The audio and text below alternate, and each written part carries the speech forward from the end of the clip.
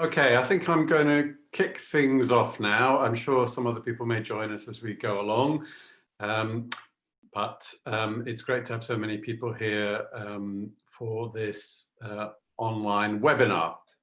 So my name's Donald Forrester. I'm Director of Cascade at Cardiff University.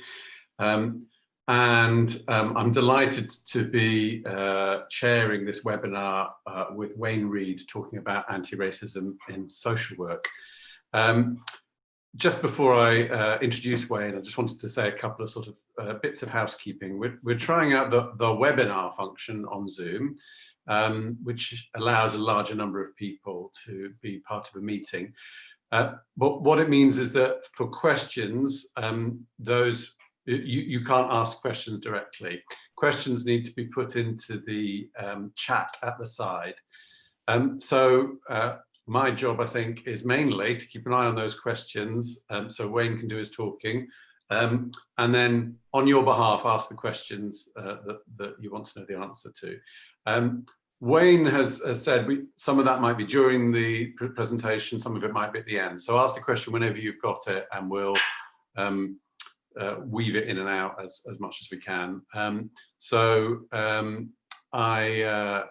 I hope people can write the questions, and I think the more people are able to do that, the more likely it is to be a lively and interactive occasion, and also more likely to answer the questions you need answered about how we can actually deal with issues of racism within social work or related to social work. So 2020 has been a year very unlike any other, with a lot of terrible things happening, from COVID to what appears to be no deal Brexit, to the brutal murder of George Floyd that was videoed and widely distributed. But I suppose from some of those terrible things, positive things have happened, like the discovery of vaccines, like Trump losing the election, and like the Black Lives Matter movement, which I think is one of the most exciting social movements we've seen in a long time. One of the things that's very striking about it is its international reach and ability to motivate large numbers of people. I was thrilled. We went to the event in Abergavenny, and Abergavenny is a very white, small town, and yet there were 300 or 400 people there to protest and support a movement to challenge oppression and discrimination against Black people. And opinion polls show there's a lot of support for the Black Lives Matter movement in the general population, and that's really heartening. But I think one of the great things about Black Lives Matter is the slogan encapsulates so much. It obviously deals with issues of police oppression and violence towards Black people and other minorities. But it's much broader than that. Black Lives Matter everywhere, and have not been many Black people have not been able to flourish and succeed as they should do. And I think one of the challenges that opens up for us then is what are the implications for us within social work if we want to address racism? And there's obviously things we need to think about in relation to the services we deliver, and whether we are, whether inadvertently or not, perpetuating racism or discrimination. But there's also things we need to think about within the profession. How many of the leaders of our profession are Black? How many of the directors of children's services or social services are Black? How many professors are Black? Why are Black people so underrepresented within our profession? I think Black Lives Matter is important because it asks every area of our society to question why Black people have not been given the opportunities they deserve. And I'm really delighted to invite Wayne to have the opportunity to hear Wayne Reid speak, because Wayne Reid's been at the heart of the struggle within social work in Britain, and probably the foremost proponent of taking seriously the messages from Black Lives Movement and thinking about how they could or should apply to social work. So he's, through a whole series of articles and events, been asking appropriately challenging questions to get us to think about where we're going, where we've come from, how we're doing, and where we should be going as a profession. Wayne has worked in and around social work for 20 years, been qualified for 10 years, and he's currently a professional officer for the British Association of Social Workers. And I think really just want to hear what he has to say, having read a number of his really interesting articles. So I'm really looking forward to your presentation, Wayne, and I'll hand over to you. Thank you very much, Donald. Thank you for the nice warm welcome, and good morning everybody at Cardiff University. Thank you for the invitation to speak to you this morning. I have to say that I am feeling unwell this morning, so I have quite literally had to get up off my sick bed to honour my promise and commitment to Donald that I would speak to you this morning. So do bear with me if I, I'm not 100%. But yeah, it's a real pleasure to speak to you about this. So you'll see from the opening slide that I'm going to be speaking to you about anti-racism in social work. And I just want to emphasize that the focus really is on the racism that social workers who are from Black and ethnic minority backgrounds that they face, as opposed to service users, which of course is why we all do social work. But a lot of my work over the last several months has really highlighted the void of support and protections available to Black and ethnic minority social workers. So that's the emphasis of this presentation. Okay, so I'd firstly like to just give you an overview of my social work background. I'll start from the bottom.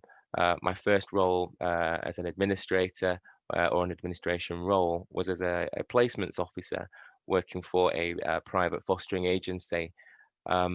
The role involved matching the referrals from different local authorities to incoming referrals from different local authorities, to different foster carers within the agency. And it was a very administrative role. I didn't have much contact with foster carers or children and young people. And my real aim after that was to get that direct experience. So I then moved to the Probation Service and worked as a Probation Services officer with young offenders aged between 18 to 25 on a pilot sort of program around supervision and surveillance and breaking that recidivism cycle or repeat offending cycle. And I really enjoyed that role and moved into working with children and young people at a youth offending service. My role was in the bail and remand team, so it involved a lot of court work, but also community interventions and working with children, their families, and other people who might care for them. My social work sort of degree and training then began, and I was sponsored by my local authority at the time.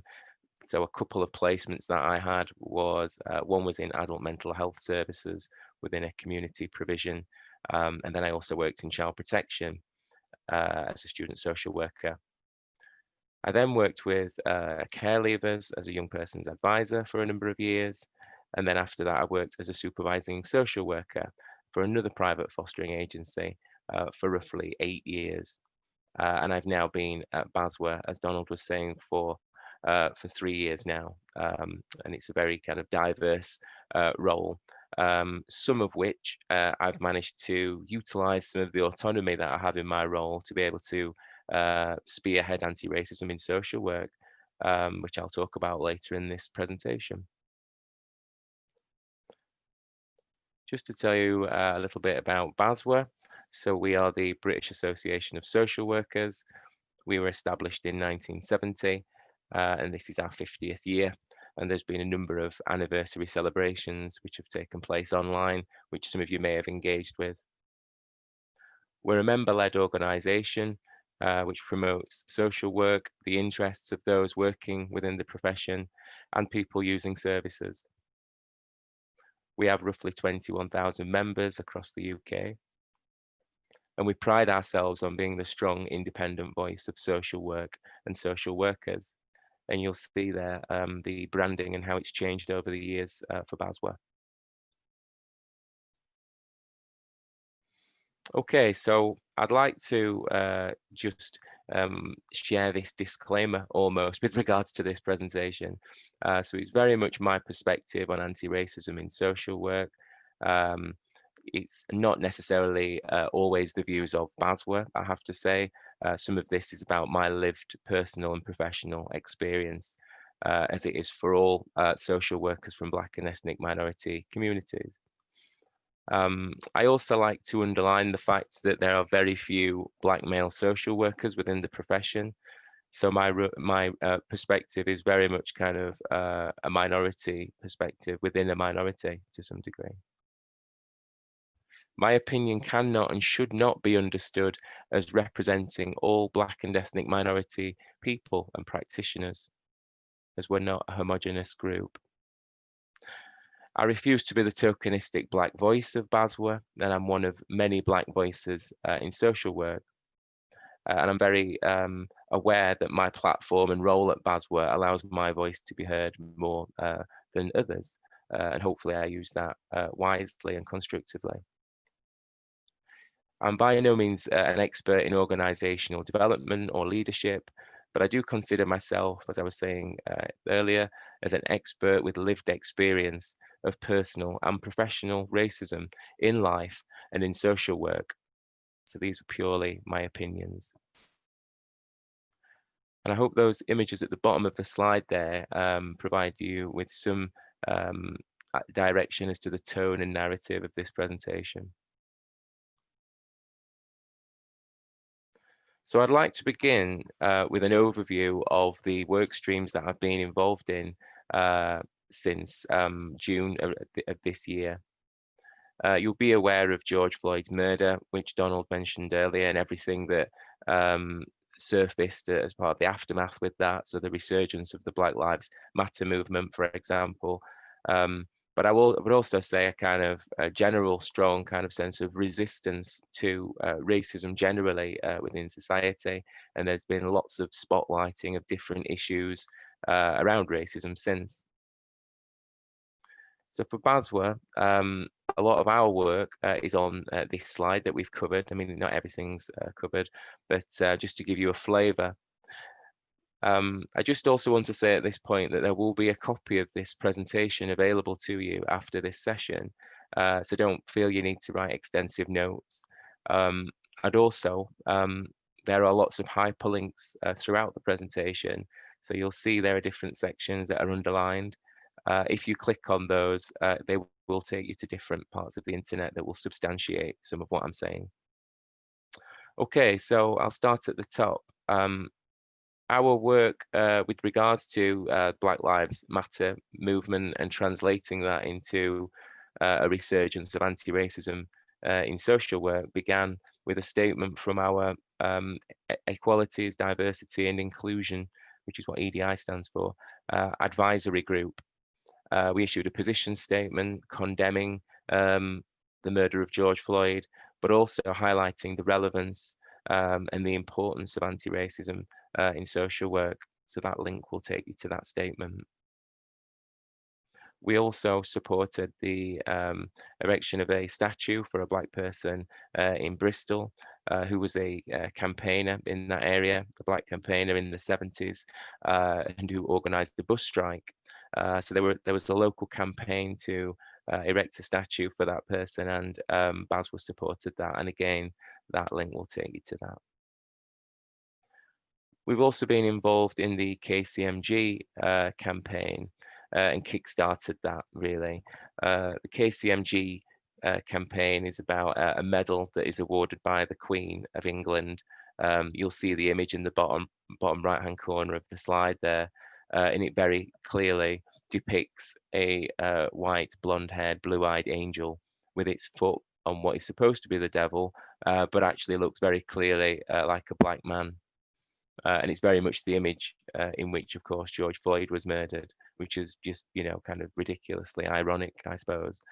That medal has been awarded for the last 200 years or so, but it came to light for me during the aftermath of George Floyd's murder. You know, I kind of kickstarted a Twitter campaign around that, which the organisation then supported and published an open letter, which you'll see via that link. And that's an ongoing campaign. We have received an acknowledgement from Buckingham Palace, but it was very much a kind of a redirection letter, and it's advised us to contact the Cabinet Office. So we've done that, and we're waiting for a response. So we were looking to resurrect that campaign in the new year. I've also written a number of articles, which Donald mentioned earlier, the first of which was called Black Lives Matter, Social Work Must Respond with Action, Not Platitudes. I then published a poem, which is called Revolution, which is a nod to Gil Scott-Heron, for those of you who are familiar with his work. Around this time of sort of June onwards, probably slightly earlier, the whole issue of George Floyd's murder obviously created mixed emotions for me. And I found that I had lots to say, initially lots to rant about in terms of how I felt social work wasn't responding as it should. There wasn't a sense of outrage or, kind of social justice sort of activism.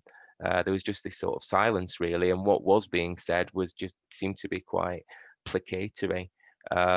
So I had lots to say about the issue, and I found that writing articles and poems, etc., and just sort of being creative was quite a good outlet for me. So I then wrote another article called How to Promote an Anti-Racist Culture in Social Work. And I felt that I really needed to almost provide a crumb trail for social work leaders, in the sense that, hopefully that would kickstart some sort of action and provoke them to start taking the issue seriously. So that article is quite a lengthy one. It is quite detailed. But my hope really at that time was to, as I say, just make things as easy as I could for those in power to actually do something about this, which I'll talk more about later on. I also did a number of podcast interviews, a few of which there are links for there, where I spoke with different presenters and people who host their own YouTube channels and things, for example, and BASWA's platforms, about the importance and relevance of anti-racism in social work. I also created a group called the Black and Ethnic Minority Professional Symposium, which is made up of social workers across England from all different backgrounds within social work, so mental health, children and families, and so on. And the kind of basis for that group really was to provide a safe online space for social workers from minoritized backgrounds, but also provide a space where we can mobilize and strategize against some of the frameworks that exist that oppress us, basically. So that group is very much in its infancy and has only been around for a few months, but we do have a chair and a vice chair. There are 15 core members. We had an event last week where we had roughly 250 people attend, which was focused on employment skills for Black and ethnic minority social workers. So I feel in a short space of time, we've achieved quite a lot with that group. I've mentioned already about the BASWA Equality, Diversity and Inclusion Advisory Group. If you click on that link, there'll be more info there for you to explore that if you'd like to. We've also issued a fuller statement from that group around the murder of George Floyd and the action that we'll be taking internally as the professional body for social workers, but also what the profession needs to do in terms of moving that agenda forward. Wayne, there's a couple of questions come up, and you right. as we go along. One was Yeah. a sort of practical one from Angela Weeks, which is, can social workers from the devolved nations join the professional group? At the moment, no. The reason being that initially the BPS group was going to be just a one-off event, and this was prior to COVID, sort of last year. And then what happened, for a variety of reasons, it kind of went into the long grass. But then because of George Floyd's murder and the need, or the increased need really, for that sort of platform, we decided to make it an online sort of group, but we've had to do that in quite a closed, limited way. But now we're a little bit more established. We are going to review that next year and see if we can expand the group. As to whether that will include the devolved nations or not, I'm really not sure at this stage, so I don't want to raise your hopes to dash them later on. But I would just say watch this space. And also, there is a YouTube video from the event I spoke about last week that you might want to look at that's online. You'll be able to look at that via my Twitter feed, for example, if you wanted to have a look at that. All right. Okay, that's brilliant. And Katie Broughton actually a while ago raised the issue of, is it possible to refer to people from different cultural and ethnic backgrounds more specifically rather than as minorities? Because as she quite rightly says, globally, African and Asian people are not a minority, it's only in the UK. I don't know if you've got any thoughts on that. I have, yeah, and it's a very true comment, and I agree with that. The anthology, which I'll go on to talk about on this slide, which I'm currently co-producing with a publisher, actually refers to that in the title and talks about global majority communities. So I take the point of that questioner. The reason why I refer to Black and ethnic minority social workers in this presentation, and more generally as part of the dialogue, I suppose, is because within social work, we quite clearly are within a minority. So it's just to highlight that emphasis, really. But I take the point about global majority communities for sure. And, you know, there are wider debates about terminology at the moment, and I feel like there's lots of discussion about, you know, BAME, contested term, and so on, but very few solutions. So at the moment, I feel like there's no one term that's universal that everybody's accepting of. So it is difficult. Brilliant, that's great. I'll let you go on, though I will point out, Kaylee pointed out that it was me that used a term that wasn't appropriate. Oh, I see, okay. And just to add, the Abid Quinn Aziz says we're looking to set up a Black members group at BASWA Cymru. So excellent. I'll let you get on, Wayne. Excellent, great. Thank you for that, Abid. Okay, so I was up to the anthology on this slide, and I've just referred to it.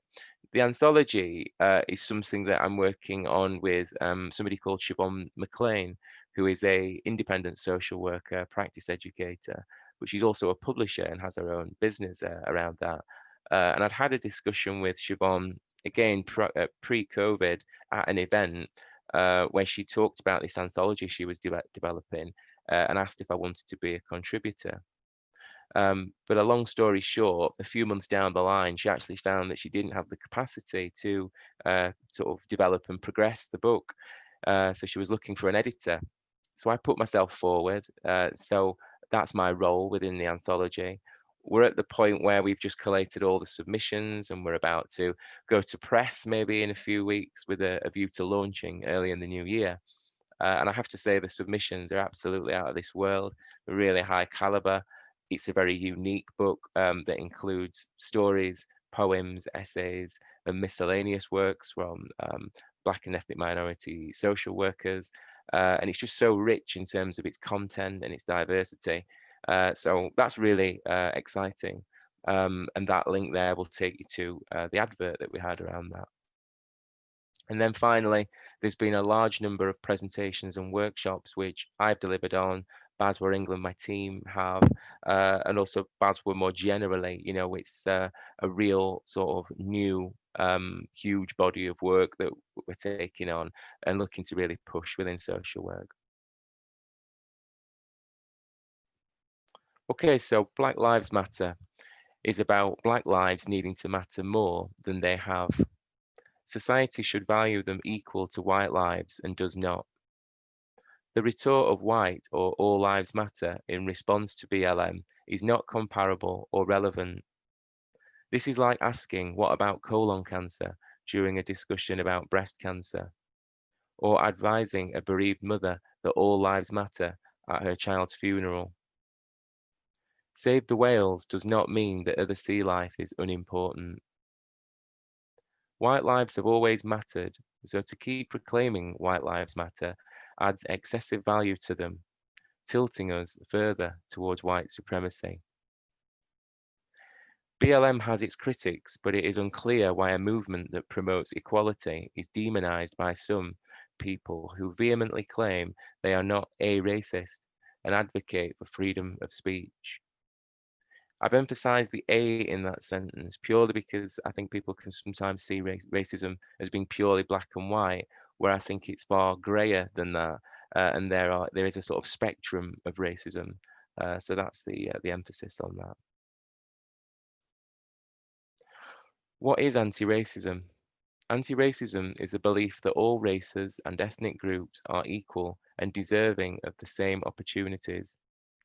But the most important part of anti-racism is the next step, which is to do something about the existing inequality. Anti-racism is the active dismantling of systems, privileges, and everyday practices that reinforce and normalize the contemporary dimensions of white dominance. This, of course, also involves a critical understanding of the history of whiteness. And hopefully that image there reflects some of the content within that definition. And that definition is from a book called How to Be an Anti-Racist by Ibram X. Kendi, which I would highly recommend. How much of a priority is anti-racism in social work, really? Anti-racism in social work must be fully considered and dismantled through collaboration with Black and ethnic minority social workers in roles as experts with personal and professional lived experience. It really is just a question of how much of a priority is anti-racism in social work. And I have to say, during all the work that I've been involved in this regard over the past several months, that is really the overriding question. How much of a priority is it for leaders of organizations, employers, educators, and so on? And how far are they willing to go to embed anti-racism is the real question. Anti-racism, so what? Blah, blah, yawn. And this is a slide with a few quotes on, the first of which is from Angela Davis, which I've altered slightly. In a multifaceted racist society, it is not enough to be non-racist. We must be anti-racist. Being an ally doesn't necessarily mean you fully understand what it feels like to be oppressed. It means you are taking on the struggle as your own. The burden of ending racism should not be on those subjected to it, but on those who uphold and benefit from it. And the final quote is from Will Smith from the Fresh Prince of Bel-Air. Racism isn't getting worse, it's getting filmed. And I think some of those quotes are really powerful in terms of, the lens that we look at racism, day-to-day racism through. Are there any questions or comments at this stage, Donald? None yet. I've got some, but they might be better for the end. So that's fine. I don't mind if you want to ask one now. No, there's some coming up, which is. Oh, right. Okay. Melbourne Panther has asked, hi, there's much being played out in the media portraying Black Lives Matter as a Marxist organisation, now being picked up as a standard line in the Conservative Party, standard right-wing tactics to undermine social movements. So I don't know if it's a question, but I don't know if you want to respond. Yeah, it strikes me as a comment that, and one that I would totally agree with. And I think that we have to develop our sort of critical analysis, really, of the media information that we digest and the sources that we seek that information from. Because as you quite rightly say, I think that there are, some ulterior forces there, really trying to undermine what Black Lives Matter is about, not being a political organisation, but being more a kind of value and ethical based kind of statement, really. That's great. Yeah, Melvin's clarified it was less a question, more a concern. Yeah. Respond to it. Yeah, I understand that. Okay. Brilliant. All right, I'll continue. Great. So this next slide is an infographic, and it outlines 4 white identities. The first being white supremacy, then white indifference, then we have white awareness, and then finally white allyship. The text is quite small, so do forgive me, but you will be able to look more closely when you get your copy of this presentation. But I will just pick out a few of the indicators for each. So starting with white supremacy, some of the indicators of that is that it's characterized by the white gaze, a belief that we live in a meritocracy, subscribes to scientific racism. I mean, that's had a real kind of prominence, I think, in recent months and years. And finally, the onus is on Black people to accept their place. So those are the kind of indicators of white supremacy. And I'd just like to make at this point as well that I think these white identities apply, on a sort of individual level, but also at an organizational and sort of societal level, depending on where people live as well. Okay, next is white indifference. Some of the indicators of that are willing to tolerate or fetishize or pity the non-white other.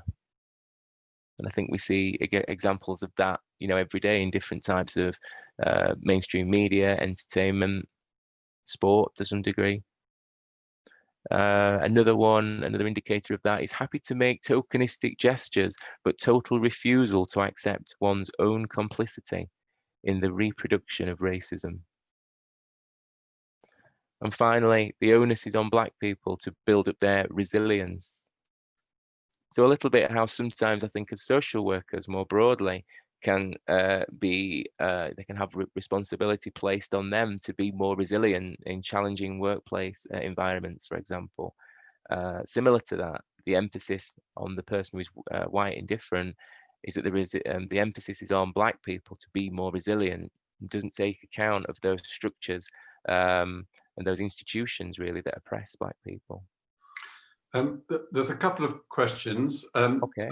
Sam Jones has asked if you could say more about what is meant by the white gaze. Okay. Now I have to say at this point that this isn't an infographic that I've created. I've referenced the originator there at the bottom, Gurnham Singh. But my interpretation of the white gaze is, I guess, a look of a look that has a lack of empathy and understanding in a sort of interaction where perhaps a Black person is being dehumanized, really, I suppose is the easiest way to put it. That their feelings aren't validated, their perspective is kind of undermined. There's lots of other ways, but just a look, just a gaze, just a from a kind of non-verbal communication point of view, something that just communicates that I'm almost looking straight through you, really. I hope that helps. And I think the picture actually at the top on the white supremacy one is it sort of helpfully illustrates that. It's from Gone with the Wind, which was written by white people and predominantly produced by white people about the southern states. I haven't actually watched it, but during the Civil War. And there's a Black woman character, the maid. I'm afraid I can't remember her name, but I think she may have been the first Black woman to win an Oscar. But her part was written and defined through white power. Yeah. By white people. And so you have, she made the role her own, as I understand it. But nonetheless, there's a sense in which the institutional structures of whiteness define what it was. What it was to be Black. So that says it all, doesn't it? And there's still traits of that, I think, in modern society and entertainment and sport and things, as I say, various other avenues of life. So as I say, I think this applies to not just individuals, but kind of organizations, industries. It's really useful in that way. I'm going to continue just because there's so much more to cover. So the next column was white awareness. Just a few indicators from that are that white privilege is recognized and becomes a source of shame and embarrassment. So there is a recognition there, not necessarily an action, but a sort of understanding on maybe a basic level. This may be as a result of feeling guilty of historic racism and or a desire to make some amends. So for some people, it may be that they're fully aware of what happened in terms of slavery and colonialism and those things. And because of that, they then feel compelled more through guilt to make amends in some way or do their bit purely based on that. And finally, the onus is on white people to overcome unconscious bias. So racism isn't perhaps seen as racism, it's just seen as maybe unconscious bias, which is, a dilution, I think, of that. And finally, white allyship. So racism is understood as being a complex interaction between structural, ideological, institutional, and behavioral processes, but it can be overcome. Dynamic and creative solutions through co-creation. So that to me depicts, action, being proactive, actually doing something about their understanding of the racist society that we live in, and also seeing that it's not about whether society is racist or not. I guess looking through the lens of how racist is society, so starting from reframing that. Another indicator is the ability to share power, privilege, risk, and vulnerability. And finally, recognizing that the onus is on white people to build sustained partnerships with Black people.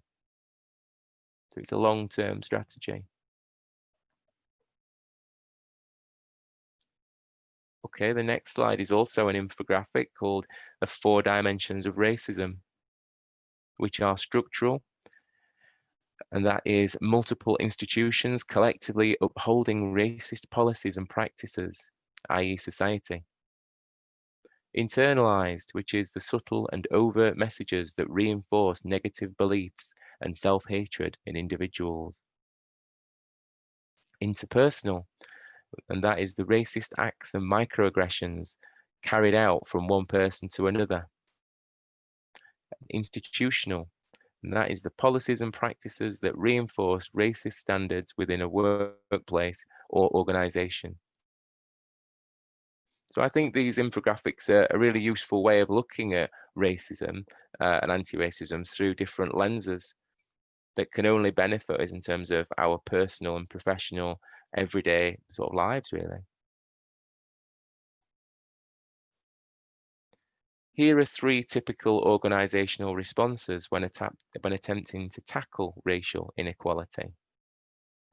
So from my cultured social work experience, which I shared with you earlier, the responses below generally indicate an organization's prioritization and level of commitment or not to anti-racism.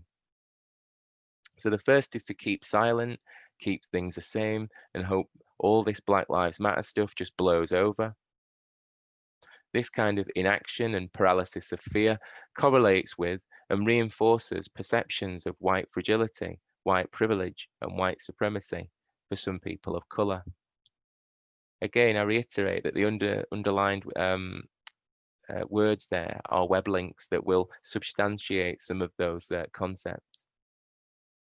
This type of organisational response usually commends staff for being resilient and deflects attention away from the essential redesign of systems that routinely make people suffer. The second type of response is to publish lukewarm organisational statements that recycle and regurgitate previous rhetoric on workforce unity with predictable and borderline offensive platitudes, often proposing only superficial changes.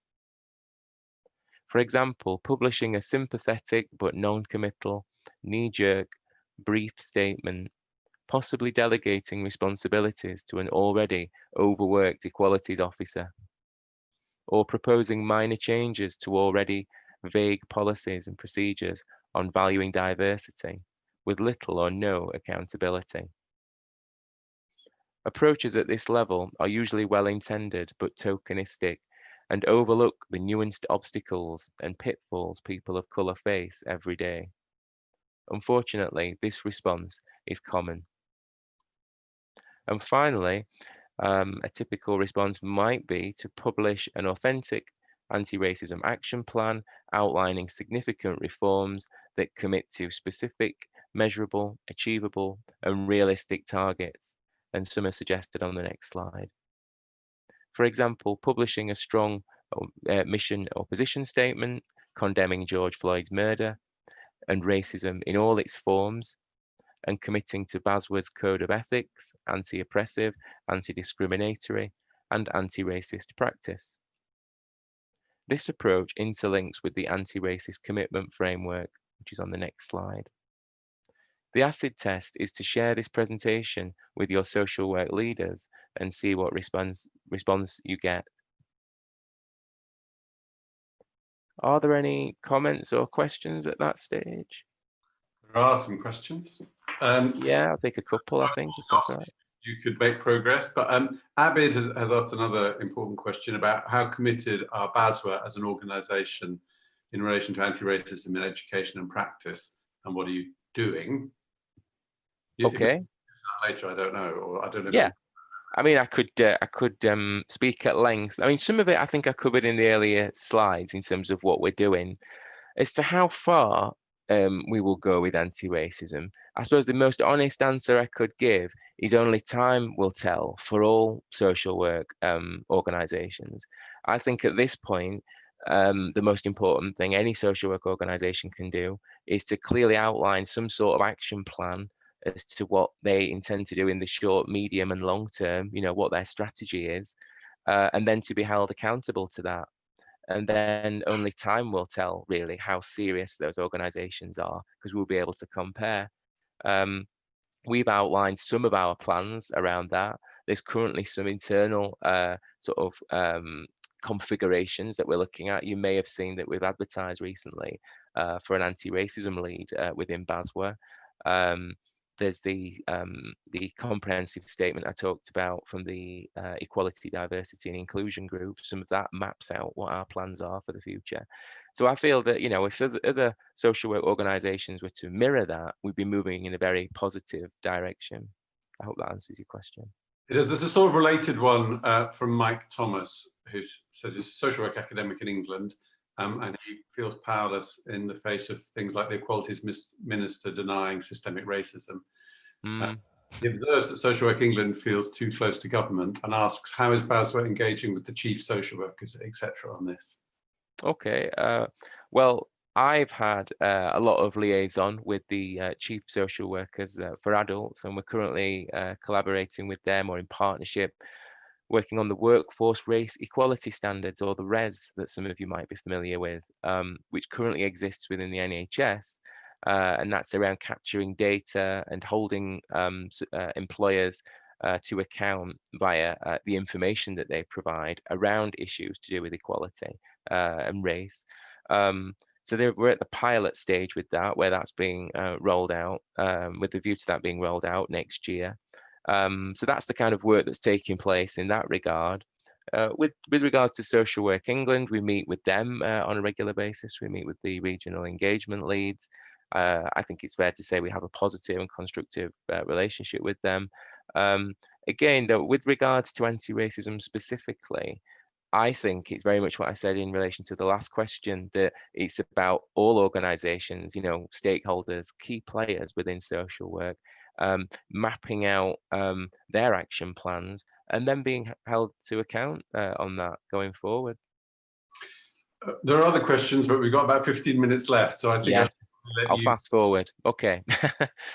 All right, so the next slide is the anti-racist commitment framework, which I'll not talk about in huge amount of depth just for the sake of time, but just so you're aware that the 4 strands to that are accelerating diversity within an organisation, educating, empowering and equipping the workforce, leading by example, so from senior leaders, and building transparency in terms of the accountability of that organisation.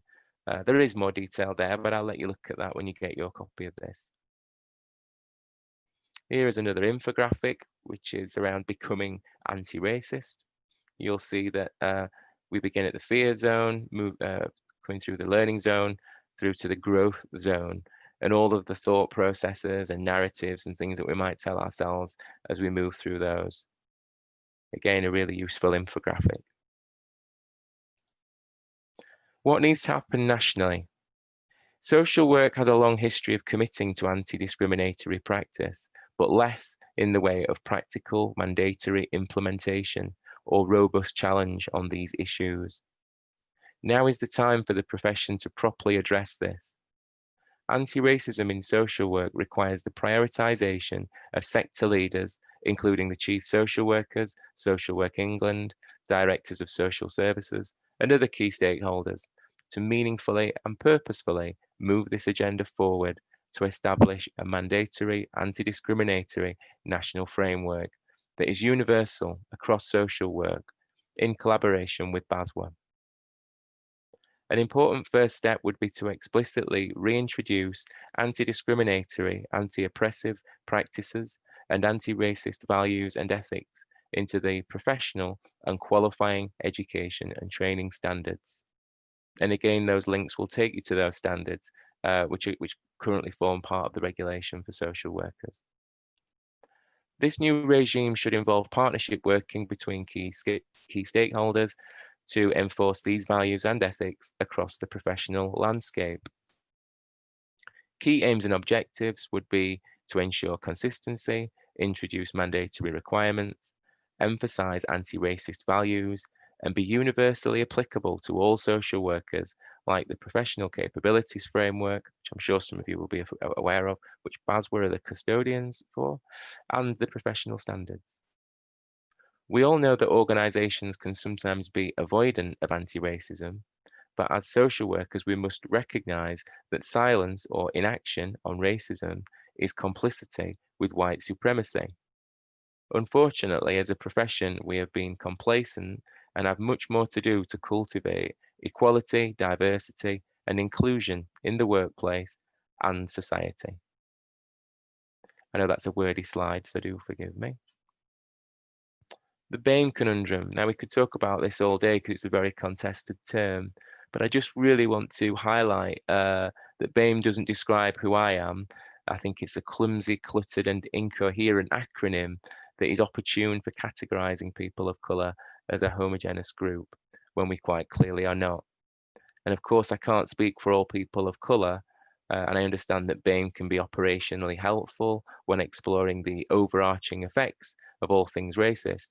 However, it misses so much nuance and subtlety that it can be seized upon by those who wish to deny racism as a problem. So, for example, it can be reduced sloppily and lead to terms being invented such as black on black crime. I've never heard about white on white crime, ever. The next few slides, and there is just a few, they outline or kind of will give you some insight into what I describe as a kind of idealistic social work anti-racism environment. So what would that look like? What could employers do to promote anti-racism in the workplace? And what would the experience be like for Black and ethnic minority social workers? So looking through the lens of recruitment, targets are set to employ Black and ethnic minority senior leaders and educators to better reflect local communities and the workforce. I'm not entirely sure of the demographics there in Wales, but certainly in England, you know, there are some areas where the social services departments quite clearly do not reflect the local communities there. The Rooney Rule is adopted, which involves at least one person of colour candidate being interviewed for each senior leader vacancy. I'll just pick the salient points out of this next slide because it's a bit wordy, but I've talked already about mission and position statements. There's a good example on there. And this is very much looking through the lens of operations, so in terms of the workforce day to day, and providing support and protections based on consulting with the workforce, essentially is what I'm talking about. The likes of peer-led support groups, for example, personal well-being being a mandatory agenda item for supervision meetings, that sort of thing. There's safe and informal systems introduced, such as discriminatory practices or constructive solutions being made anonymously via an honesty box, which will empower people then to speak up or, you know, to share their views without fear of reprisals. Annual ethnicity pay audits to ensure consistency and that any anomalies or discrepancies are resolved, because there have been so many of those in different areas where I've worked, where people of colour or, you know, people from different minoritized communities have earned less than their white counterparts. And finally, there's a link there to the COVID-19 risk assessment for all staff, but particularly from those from Black and ethnic minority communities, given the disproportionate outcomes that we're aware of. Again, I won't labour this slide, but in terms of education, it's important that it's embedded into the training and development for all staff, not just social workers. There should be attempts to decolonize social work training programs. I know there's a sort of movement within social work now to do that, which is really promising. Anti-discriminatory, anti-oppressive and anti-racist practice form a fundamental and mandatory requirement for social workers as part of their development, but also their registration with the regulator. And external trainers and their expertise is utilised. There are some amazing anti-racist educators in the country, both inside and outside of social work, that employers really should begin to utilise. And there's some further resources via links on that slide as well. In terms of allyship, allyship is understood by senior leaders, educators and practitioners in combating all manifestations of racism. There's a few links there with regards to promoting allyship and becoming a better ally. There is an infographic just here, which is the 7 A's of authentic allyship, which are appetite, ask, accept, acknowledge, apologize, assume, and action. I'll not labor this slide, but just to emphasize that 2 other key points really are reverse mentoring, which enables Black and ethnic minority social workers to mentor senior leaders and educators on anti-racism. But importantly, that involves mentoring agreements which consider confidentiality, the power dynamics and conflict resolution, which is agreed at the outset. And also leadership programs to combat glass ceiling racism, to promote positive representation, and also due to representational imbalance, ring-fenced investment around operational resources and so on. So I have skimmed those last few slides. You could look at those more closely when you get your copy of this, but I hope that's been a helpful presentation for you. That was fantastic, Wayne, and you've got us through so much. I'm sure there will be other questions coming up. Caroline, I've got one which I may ask. Caroline Stride's asked one about the content of the social work qualification curriculum, but I just want to preface that by saying you're based in England, so you know about the English curriculum. My guess is you don't know about the Welsh curriculum. Maybe I don't, I'm afraid. No. So I don't know if you could put something into the notes. But I don't know if you want to say anything about the social work curriculum. Yeah, just very quickly to say that I do believe that anti-oppressive, anti-discriminatory and anti-oppressive sort of values and all that kind of, bedrock of social justice for social work has really fallen off the agenda. I've been a qualified social worker since 2010. So I qualified in 2010, and it felt like a very minute part of social work education at that point.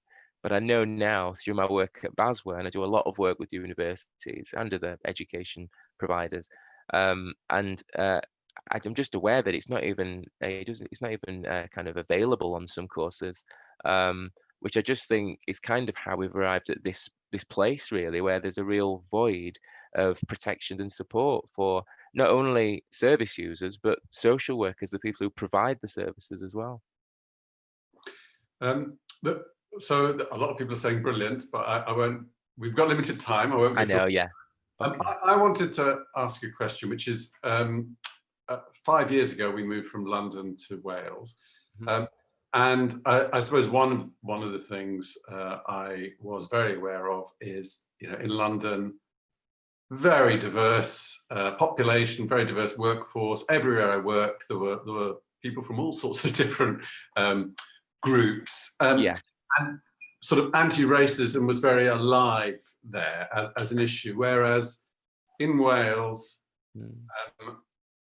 the number of Black people is much smaller. It's a predominantly white area, and therefore, for instance, in our children's schools, there were no Black faces on the wall.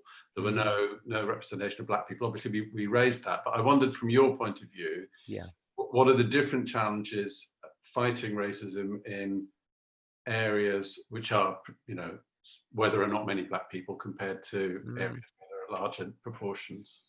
Yeah, it's a complex one, that, in that it's to do with demographics, obviously, and sort of different cultures and how they maybe interact with each other. But I think also some of it's about class as well. And there's just so many different kind of socio-economic, socio-political factors that affect all of that. I think one of the key tools within our armory is education.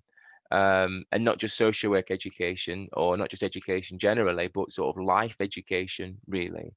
And I'd like to think that this presentation, for example, that I've delivered this morning, that it's, although social work focused, people could actually use it personally if they wish. A lot of the links and things that are in there, I think, would kind of resonate with people on a personal level as well. And it's that type of education, really, that I'm alluding to, a sort of universal education, if you see what I mean. I think that's the way forward, and that's the only way we're going to be able to reach some of these hard to reach individuals, but also communities that exist where there isn't the diversity that you talked about.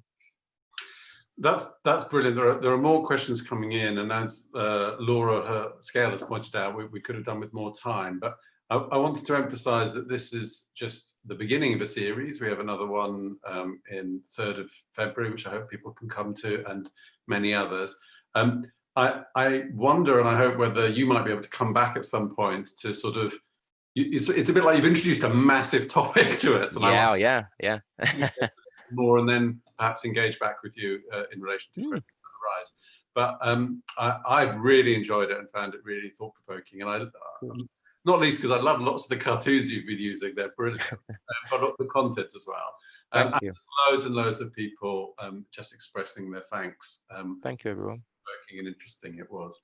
So I really, really want to give you a big thank you for turning up, Wayne, and giving an interesting talk. And hopefully we can do another one. So yeah, that sounds nice. That would be good. Yeah, I mean, the diary for next year is already pretty chocker, to be honest, the early part of it. But yeah, let's see what we can do. And yeah, it's been really nice kind of speaking with you and kind of presenting this morning. And you know, it's always nice to do stuff outside of England every now and again as well. So yeah, I'd like to kind of push anti-racism as far and wide as I can, but it's not just me as well. I need to emphasize there is a team alongside me, and BASWA, of course, as well, more broadly. So let's keep doing what we're doing in this regard. Brilliant. Thank you so much. All right. And thank you everyone for coming. It's been great to see 54 people here. I think we'll call it a day. If people want to comment or anything in the chat, they're very welcome to, but I think we'll end it there. Thank you so much. Thanks very much.